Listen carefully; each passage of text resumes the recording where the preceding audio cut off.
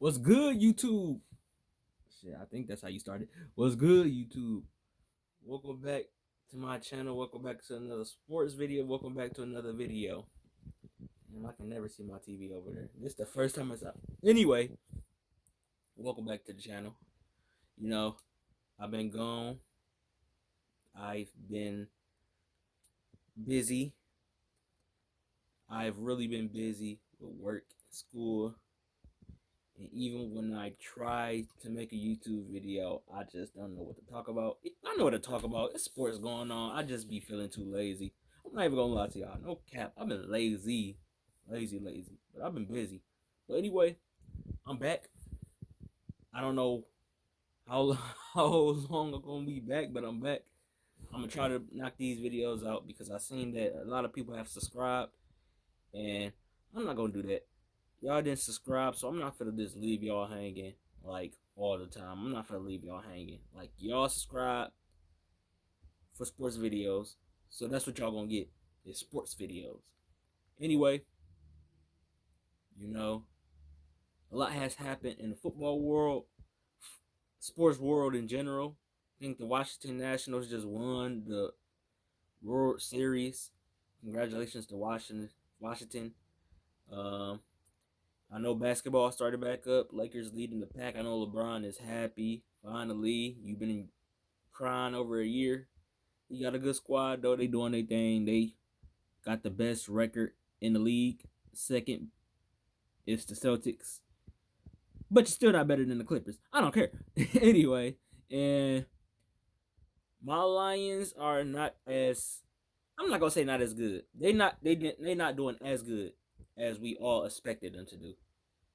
And that's one of the reasons is because Matthew Stafford has been injured these last two games. Because I promise you, if he was playing against the Bears, we would have put 40 on their head because they wasn't good. Jeff Driscoll, Jeff Driscoll led team, put up 13. Should have been 37, but he's an inexperienced quarterback, so he only put up 13. And as bad as our secondary has been over the last few weeks, y'all still only managed to score 20 points.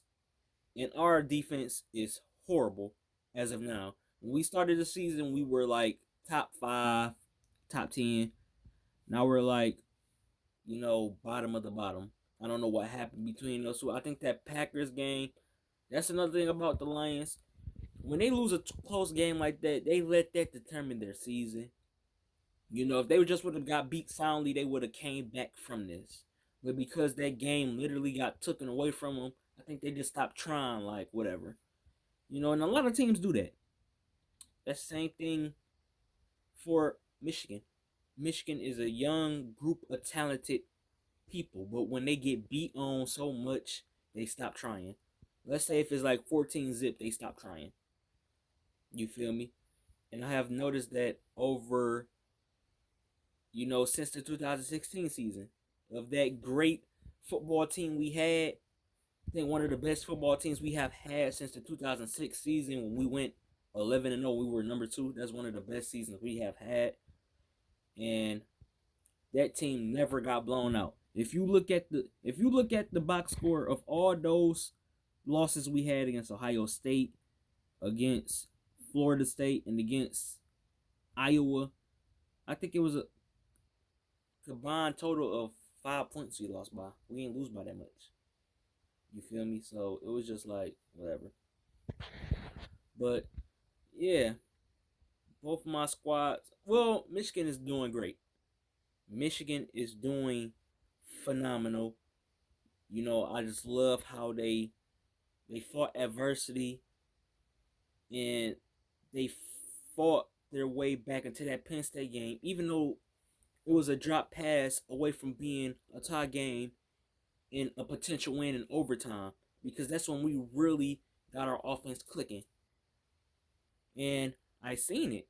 We were down 21 points, and if Penn State really wanted to and they didn't get too relaxed, they could have put up at least 45 on us. And it would have been like the same thing from the 2017 squad we had. We couldn't win in big games. Even though we fought, we couldn't win in big games. We couldn't fight our way back into it. And it was almost like that. When we went into the whiteout, we was about to get our doors blown off. But we fought back. We fought back. We made it a 14-21 game. Then we let them get a touchdown. I don't know why we wasn't on KJ Hamler, but they called it slipping. And then we fought back 21-28. We got the ball back with 2 minutes left. We drove it on their goal line and a drop ball away from tie the game up. And from that point on, Michigan haven't looked back. They've been dominating teams left and right. They've been dominating. Even though they kind of let Illinois back in the game, they still have been dominating. They still have... Their offense have looked astronomical. It's like... It's not a spread offense. It's like a mixture between spread and pro, which you never see teams do. We're still in our pro pack, but we have a lot of wide receivers out there. So it's like a combination of spread and pro, and that could be our bread and butter. We trying to go to the spread like everybody else, the pro, not the pro style offense, but the RPO offense. But we're mixing that in a little bit, and I kind of like it. Because you don't know what we're going to do. You don't know if we're going to run the ball, if Shea Patterson is going to keep it, if it's going to be a fake RPO and we're going to throw a slant. It's a nice combination, and I like how ever since Josh Gaddis has been on the sideline, because at first he was in the booth, but ever since he had been on the sideline communicating with his team, communicating with that offense has looked like the best I have ever seen from a Michigan squad. And like I said, that 2016 squad was great, but we just had older players and we were experienced and we could put up and we could fight adversity to put up points.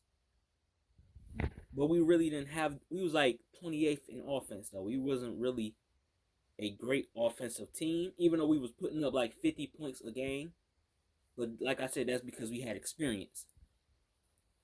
So, yeah, Michigan team is doing great. We got 2 huge games left. We got Indiana. They always seem to play us tough. I haven't seen a game where Indiana haven't played us tough. That's just Indiana. You feel me?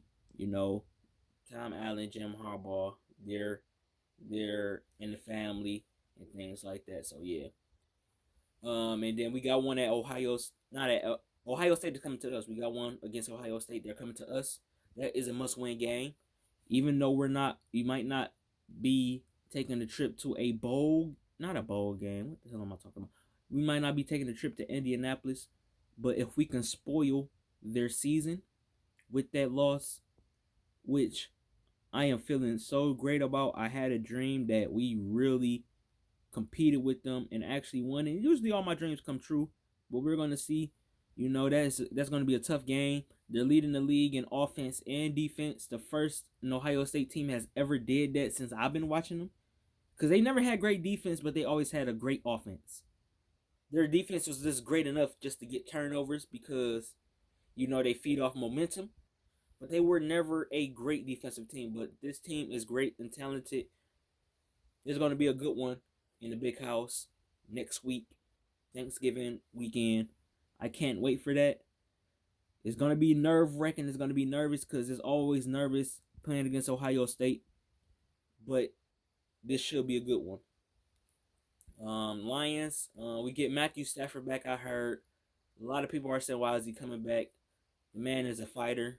The man doesn't have to come back. He really could have sat out another 4 weeks and probably could have came back the last 2 weeks. But he still believes this team has a shot to go where it needs to go.